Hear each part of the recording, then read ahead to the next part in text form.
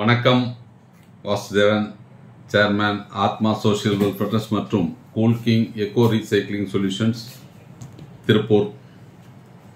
Plastic bed பாட்டில் shuttering, அதாவது plastic பாட்டிலை collect பண்ணி அதை உடைச்சி துகளாக மாற்றி கொடுக்கக்கூடிய ஒரு தொழில். இந்த தொழில் பார்த்தீங்க அப்படின்னு சொன்னால் ரொம்ப பழமையான தொழில். ரொம்ப காலமாக அப்படிங்கிறது பொதுக்கும் பிளாஸ்டிக் ஸ்கிராப் பிஸ்னஸ் நடந்துட்டு இருக்கிறது எல்லாத்துக்கும் தெரியும். இப்போ இதில் ஒரு மிகப்பெரிய ஒரு வசதியை உருவாக்கலாம்.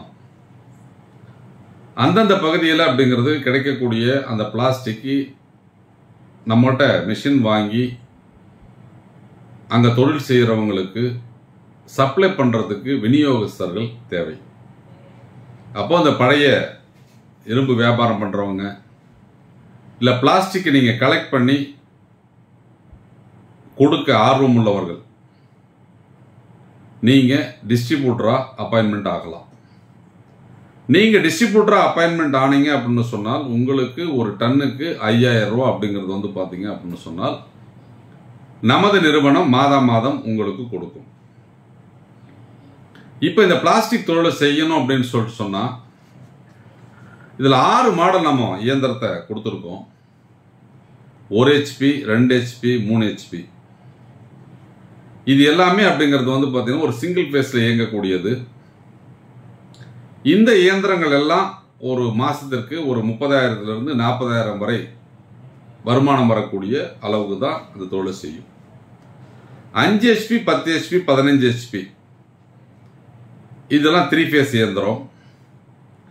இந்த இயந்திரத்தை வாங்கினீங்க அப்படின்னு சொன்னால் நீங்கள் எல்லா விதமான பிளாஸ்டிக்கும் உங்களால் இதில் உடைக்க முடியும்.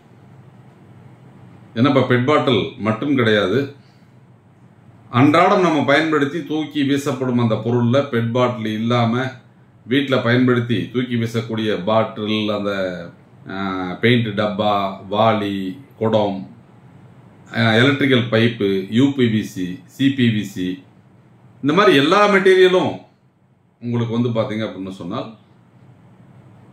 இந்த இயந்திரங்கள் உடைக்கும். இந்த தொழிலை நீங்கள் செய்யணும் அப்படின்னு சொன்னால் நீங்கள் இயந்திரத்தை வாங்கி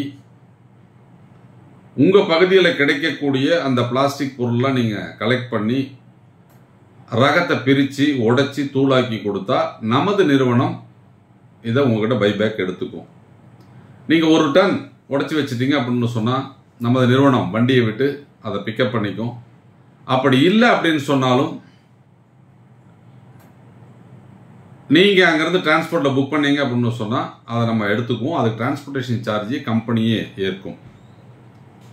இந்த தொழில் பார்த்தீங்க அப்படின்னா ஒரு பழமையான தொழில், தோல்வியே இல்லாத தொழில், நஷ்டம் வராத தொழில்.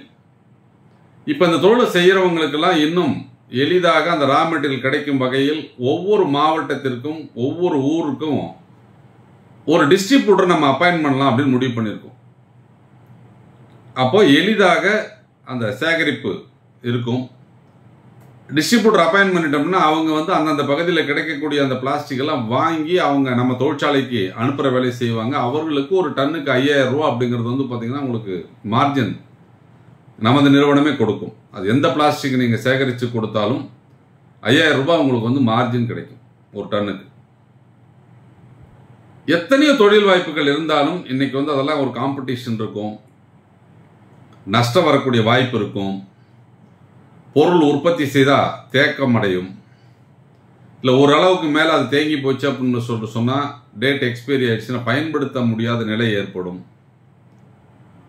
இப்படி பல்வேறு தொழில் வாய்ப்புகள் இருந்தாலும் இந்த பிளாஸ்டிக் ரீசைக்ளிங் தொழிலில் மட்டும் அந்த மாதிரி எந்த விதமான நிகழ்வுகளும் இல்லாமல் நீங்கள் உடைச்சி கொடுத்தால் உங்களுக்கு கிடைக்கக்கூடிய லாபம் கிலோவிற்கு 8 முதல் 10 ரூபாய் கிடைக்கும்.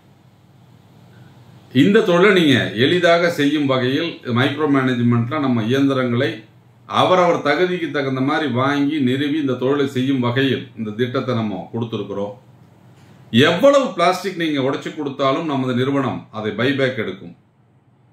ஏன்னா எல்லாத்துக்கும் இருக்கக்கூடிய விஷயம், ஒரு தொழிலை ஆரம்பித்தால் அதில் உற்பத்தி செய்யப்படும் பொருளை எப்படி விற்பனை செய்வது, இதுதான் எல்லாருடைய சந்தேகமும். அப்போ நமது நிறுவனம் இந்த பிளாஸ்டிக்கை பைபேக் எடுப்பது மட்டுமல்ல, உங்களுக்கு தேவையான அனைத்து உதவிகளையும் நமது நிறுவனமே செய்யும்.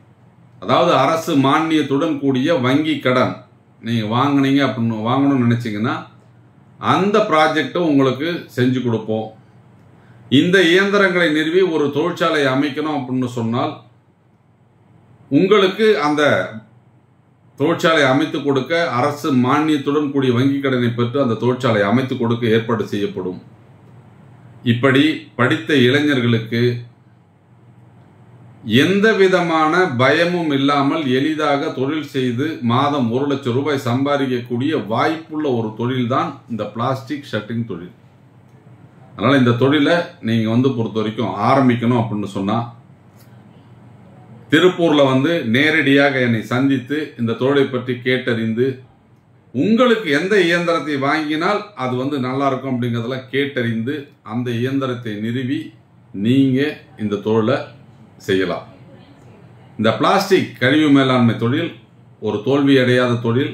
அதனால் நேரடியாக என்னை சந்தித்து இந்த தொழிலை பற்றி கேட்டறிந்து இந்த தொழிலை தொடங்குங்க.